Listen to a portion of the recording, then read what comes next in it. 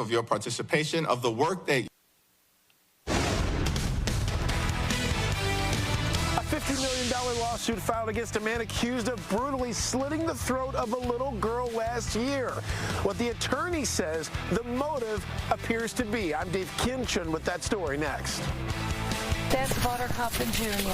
An update to a story of a dump dog encampment on Detroit's west side. I'm Jessica Dupnack. We connected this grassroots operation with the big dogs. That story is next. Working for you. Fox 2 News at 10 starts now. The family of a young girl sues an elderly man who's accused in a vicious attack on her as she played in a park in Detroit. Good evening, everybody. I'm Roop Raj. And I'm Taryn Asher. The family believes she was targeted for being Muslim. Fox 2's Dave Kinchin joining us live from Detroit Police Headquarters with what they had to say and, what really led to this determination.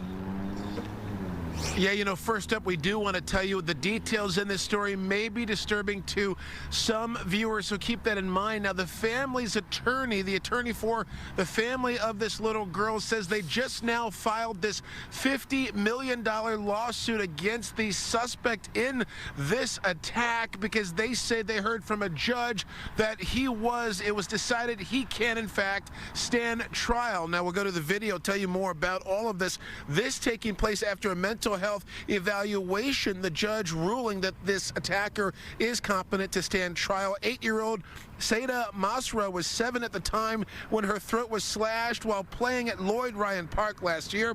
Police say 74-year-old Gary Lansky committed the unspeakable act. The attorney for the girl says her grandmother took her to the playground just like she always does when Lansky allegedly pulled up in a van, walked right out, lifted her chin, sliced her throat with a knife before trying to stab her. Allegedly, we're also told that suspect tried to attack the grandmother, according to investigators.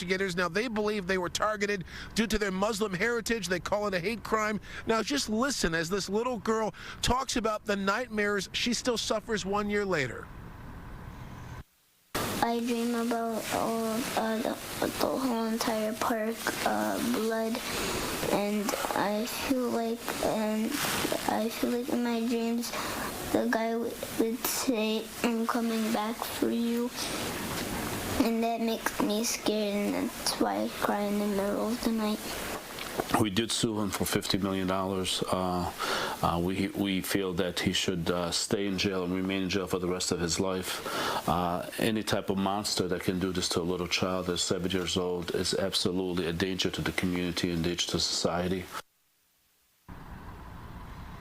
Now, the attorney alleges in this case that this suspect was driving around and had been fantasizing or daydreaming of slashing a child's throat in front of their parents and peers. Now, we're told the attacker said nothing before this all took place. That little girl continues to recover and is undergoing therapy as well. Tonight on The Edge, you'll hear from her on what she has to say directly to her attacker. We'll tell you that tonight at 11. Reporting live at Detroit Police Headquarters, Dave Kinchin, Fox 2 News. Oh, that poor little girl, that will impact her forever. But in terms of this suspect, how did they know? I mean, what sort of proof did they have? Did he record that or post that on social media or tell somebody? They had witnesses. There were other kids in the area, other people, and this park is also really across the street from a neighborhood. There's homes across the street, so we're told through investigative sources there were several witnesses that saw this, but other children who were told were also traumatized too. Absolutely. All right. Thanks, Dave, for that report. Well, an East Point man facing charges for trying to kill a local gas station owner.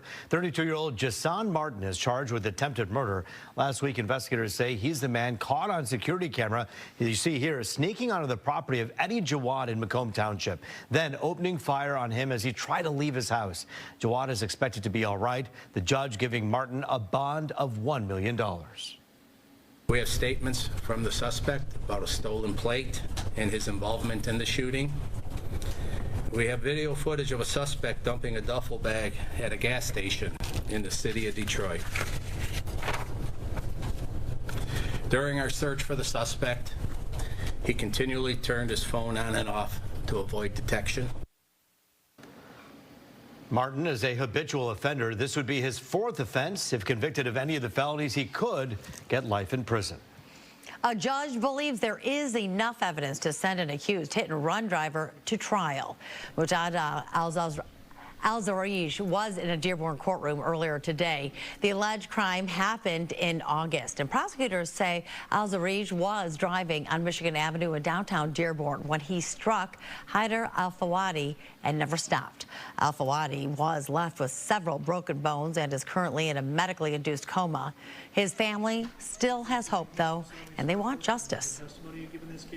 The family has been by their brother, their son's bedside, by Haider's bedside since August of this year. They're visiting the hospital daily. His mother visits the hospital daily in hopes that he might wake up. But he's still in a very serious and critical condition. It's going to be a difficult offense for them to counteract what's pretty obvious on this video. Defense attorneys argue there's not enough evidence to tie Al-Zarij to the crime. He'll be back in court next week. An update for you tonight on the ongoing drama at Hamtramck City Hall. The city and its former police chief have reached a separation agreement. Jamil Al-Taheri is getting 5 months' salary and allowed to resign instead of being fired. The city council voted to fire Al-Taheri as well as city manager Max Garbarino after a bombshell report centering around misconduct allegations. Al-Taheri sued the city and Garbarino, but according to his attorney, both sides have settled that suit. You can read full details about the investigation on our website right now, fox2detroit.com. All right, time to see what the forecast has in store. I'm just going to wish no more rain for a little while. That'd be great. I feel like we're entering a whole new realm of our fall season here, Rich. That's right, Tanner Roop. Summer is officially over.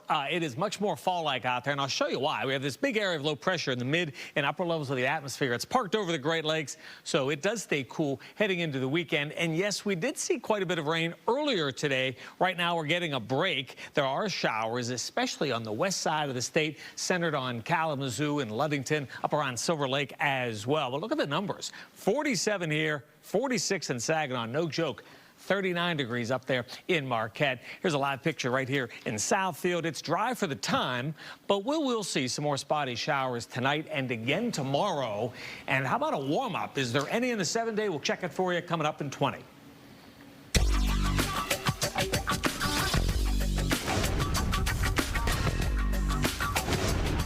Well, the Fox 2 problem solvers are working for you and working for our four-legged friends, too. And tonight, a dog dumping ground in Detroit is turning into a haven for help. Well, neglected animals are getting a new leash on life and fetching some attention. Fox 2's Jessica Dupnack is working the story tonight live for us from Detroit's West Side. And what are they doing, Jess? Well, you know, we stumbled on this so-called encampment where dogs were just being dumped, you know, one every day, according to some of the folks out there. One of the women who owns some property out there, she was keeping all of those dogs. Now, that was our original story, and I got to hand it to the Fox 2 viewers. So many people reached out saying, how can we help? And one of those calls was from Christina over at Detroit Dog Rescue.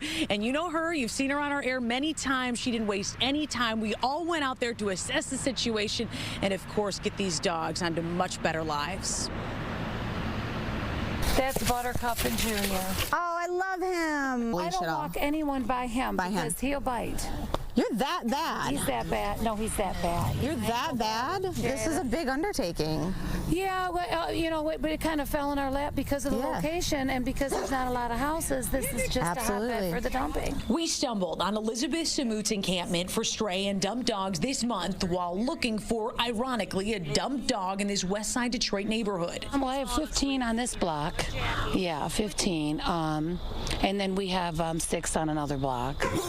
She takes them in on her own dime, housing them on properties she owns. Our story catching the attention of the big dogs, Detroit Dog Rescue. What she's becoming is an ambassador to the whole entire neighborhood. Fox 2 problem solvers helping to build this relationship. It's such a great help for everything that you guys have done and to bring them on board because that's everything. I do have dry too. I'll bring you another week. Keeping the strays fed, housed, and vaccinated. We'll get you heartworm preventative. We'll get you flea and tick preventative. Plus, the neighborhood neighborhood near a school safe. As I'm driving through here, I saw, 5 kids walking with what was like, and it's just like, I've been doing this. I've seen kids killed. I've seen kids mauled. And so this is serious on so many fronts. Such a great update. Now, immediately it was to get those dogs some better food, some better housing. But the ultimate goal for both women involved is to get these dogs into homes so they can be snuggled up on couches across Detroit and Metro Detroit. Well, we have an update there, too. We'll get into that later on The Edge at 11. For now, reporting live on Detroit's West Side, Jessica Dupnack, Fox 2 News.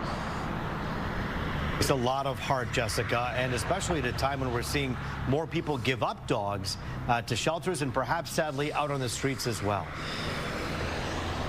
Yeah, that's right, Roop. It's an economic issue that we're going through right now. People that maybe had 3 or 2 dogs in the past, they're going down to 1. Christina did say that shelters are absolutely overwhelmed. So it's like a lot of these people that are dumping the dogs, it has to do with financial issues. They just can't keep them. That's why these ladies are stepping in to help. There's a lot of good people in our community, and it's good to bring some good news reflecting that here tonight. Jessica Dupnack for us live tonight. Thank you.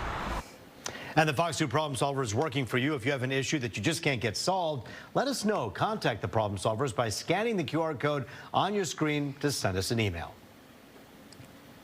Well, outrage is growing as the White House confirms the entire East Wing is being torn down to make room for President Trump's new ballroom. Just ahead, why the project is sparking so much backlash and who signed off on the demolition. That's next.